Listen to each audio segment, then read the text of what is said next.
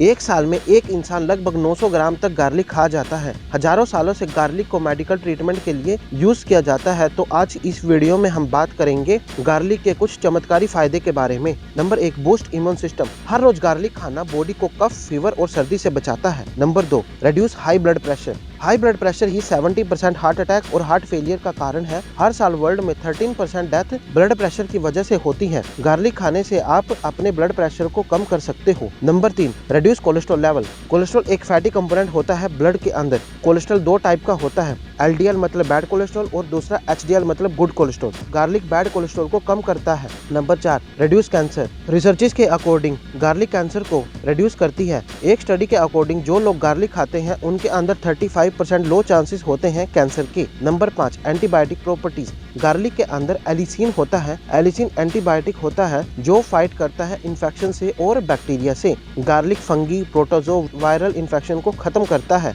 Number 6, detox body. Detoxification एक process होती है जिसके अंदर अनचाही चीजों को शरीर से बाहर निकाला जाता है। ये एक जरूरी पार्ट है अच्छी हेल्थ का। इसके अंदर डिटॉक्सिफाई एजेंट होते हैं जैसे सिलेनियम और सल्फर। तो आज की वीडियो के लिए इतना ही। तो मिलते हैं नेक्स्ट वीडियो में।